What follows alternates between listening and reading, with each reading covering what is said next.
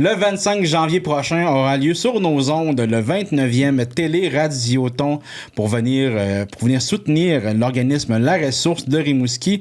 Donc, je m'entretiens avec la directrice générale Thérèse Sirois qui vient nous parler de ce spectacle. Merci beaucoup, Madame Sirois, de nous accorder cette entrevue-là.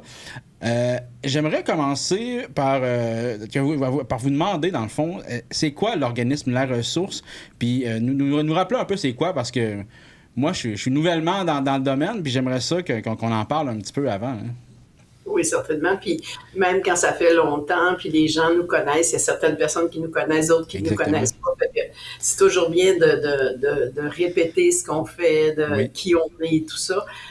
Donc, La Ressource, on est là depuis 1997. On vient en aide, là, comme notre grand nom le dit, aux personnes handicapées du Bas-Saint-Laurent, de la Gaspésie, des Îles-de-la-Madeleine. On a un grand territoire qu'on couvre. On aide les personnes handicapées, les familles, bien sûr, et de différentes façons. Soit par l'achat d'équipements spécialisés, de l'aide financière pour des cas de vacances, du répit pour les parents. On va accompagner les gens, les informer aussi sur leurs droits concernant les différents programmes. Qu'est-ce qui existe? Parce que quand on se retrouve avec un enfant handicapé ou soi-même, on devient handicapé pour n'importe quelle raison du jour au lendemain. On ne souhaite pas à personne, mais malheureusement, ça arrive. Il y a tellement de programmes, de choses dont on doit savoir. Ben, tu sais, parfois, nous, les gens vont nous appeler tout simplement pour qu'on les guide là-dedans. On fait la gestion aussi du programme de supplément au loyer pour les personnes à mobilité réduite qui doivent défrayer des coûts là, de logement qui sont pas abordables ou peu importe. On a la gestion aussi de certains services là, en collaboration avec le CI3S du Bas-Saint-Laurent, entre autres un service de surveillance à la polyvalente de Rimouski, un autre à Montjoly, un à Rivière-du-Loup et le répit longue durée là, qu'on a mis en place il y a 3 ans là, pour des parents qui, depuis plusieurs années, n'avaient pas eu de répit parce que leur enfant est lourdement handicapé, ils peuvent pas fréquenter les autres services qui sont déjà offerts là, dans d'autres milieux ou quelque chose comme ça. Ben, à ce moment-là, La Ressource peut leur venir en aide. Fait que, comme vous voyez, c'est quand même très large là, comme service. Oui, oui alors c'est ça. On essaie de s'adapter aux besoins des gens plutôt que ce soit l'inverse, là, que les gens se retrouvent dans un cadre très serré, très strict. Okay. Donc, à partir du moment où on est soit un handicap ou on a un membre de notre famille handicapé, vous êtes là pour peu importe la question, dans le fond, parce que vous m'avez fait le tour de toutes les possibilités de besoins qu'on pourrait avoir. Là, donc, c'est ça. Puis parfois, c'est juste des références. C'est d'un organisme à l'autre. Il y a certains services qui sont offerts par d'autres organismes que La Ressource offre pas nécessairement.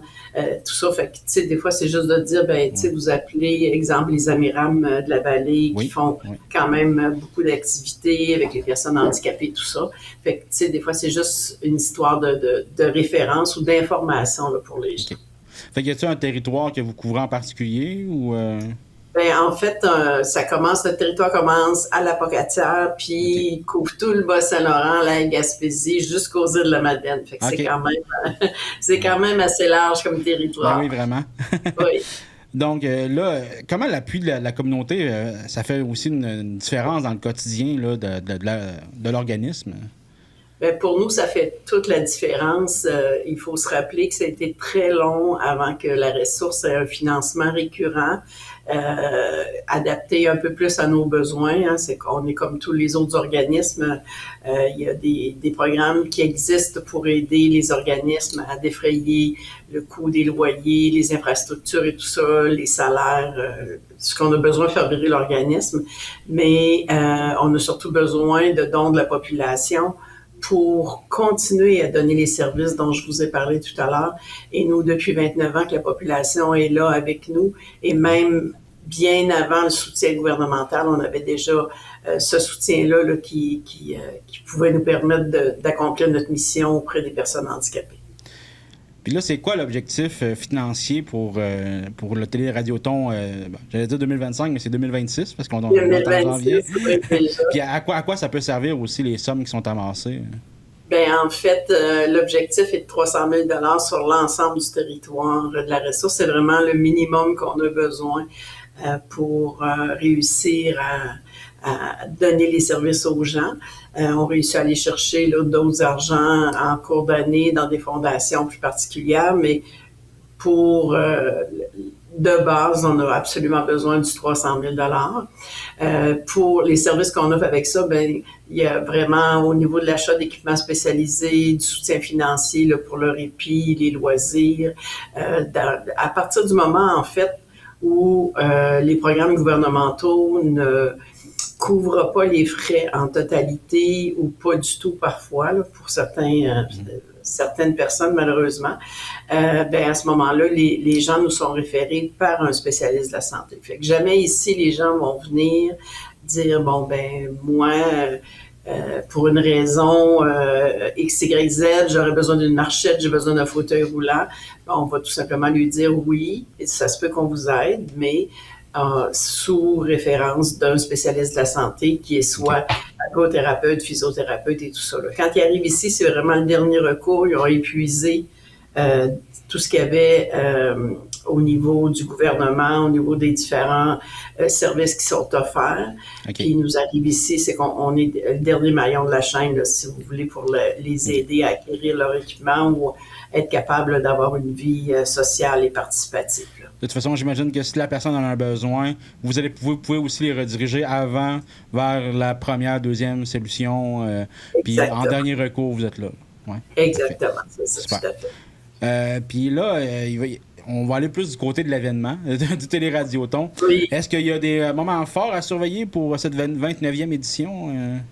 Ben, je pense qu'à chaque année, les gens pourront en témoigner, les gens qui auront la chance d'être à la salle de spectacle le 17 janvier lors de l'enregistrement du spectacle, parce que lui, il est quand même sold out au moment où on se parle. Ouais, c'est assez particulier cette année, mais je vous dirais que là, il se vit des moments très particuliers cette soirée-là, mais pour les gens qui écoutent le Téléradioton la semaine suivante, mais c'est vraiment les meilleurs moments on ne sait pas de quoi ça aura l'air encore parce que c'est pas arrivé, mais les meilleurs moments de la soirée et tout ça sont captés puis montés là sous forme d'un spectacle de 2 heures en fait, là, un Téléradioton de 2 heures qui va donner de l'information sur la ressource, qui va aussi là, mettre en valeur les beaux artistes qui ont accepté gracieusement. On ne verse pas de cachet, ces gens-là viennent. Bénévolement, oui, tout à fait. Grâce à Nelson Mainville qui, d'année en année, là, fait des miracles. Mais ces gens-là viennent bénévolement, fait que nous, on va être heureux après de partager avec tout le monde là, cette belle soirée. Super. Puis là, si jamais les citoyens veulent participer, soit en don, en bénévolat, ou en, je sais pas si vous avez des activités spéciales pour ramasser des fonds par rapport avec cet événement-là, est-ce qu'il y a un moyen de vous aider ou vous êtes déjà aussi sold out côté bénévole et implication? Hein? Je vous dirais que le soir du Téléradioton, du show, du spectacle, le 17 janvier, c'est sûr que là, on a nos bénévoles, mais on a différentes autres activités durant l'année où on a besoin de bénévoles, bien sûr. On dit jamais non quand les gens veulent s'impliquer dans notre organisation, c'est certain. On a bien sûr des besoins la journée même là, du 25e, mais pas du 25e, excusez-moi, du 25 janvier. Ouais. C'est sûr que là, on a une centrale téléphonique et tout ça. Puis, si jamais il y a des gens, il y a de la population qui disent, bon, ben, tu sais, moi, je vais faire une petite activité, je vais proposer quelque chose, m'organiser quelque chose pour remettre les dons à la ressource, ben il y a possibilité de le faire tout le temps. Là. Nous, on est juste contents. On a une petite équipe, hein, on n'a pas beaucoup d'employés. Fait que quand les gens nous donnent un coup de main de cette façon-là, c'est bien sûr très apprécié. Puis vous pouvez vous renseigner sur le site de la ressource, là, à laressource.tv. Les gens verront ce qu'on fait, puis pourront aussi là, communiquer avec nous là, via le site Internet ou faire un don via le site Internet également. OK, parfait. Puis, dans le fond, pour obtenir l'information, tout, c'est sur le site laressource.tv. Oui, Puis, est-ce que exactement. vous auriez un message à envoyer, à lancer aux gens qui hésiteraient encore à donner ou à s'impliquer auprès de l'organisme La Ressource? Ben, en fait, le message, j'aurais comme deux messages. Le premier message, remercier ceux qui sont là depuis tellement longtemps, que ce soit au niveau des donateurs financiers, que ce soit au niveau comme votre implication à vous, la TVC, les médias et tout ça. On est encore là après 29 ans, c'est parce que tout le monde nous a donné un coup de main, tout le monde a embarqué dans cette folle aventure. Quand on a créé La Ressource et le Téléradioton, les paris étaient plutôt contre nous, là. Tout le monde nous disait, un organisme régional avec un téléthon régional, ça fonctionnera pas longtemps, mais finalement, ça fait 29 ans qu'on le fait. Ouais. Et ça se passe bien.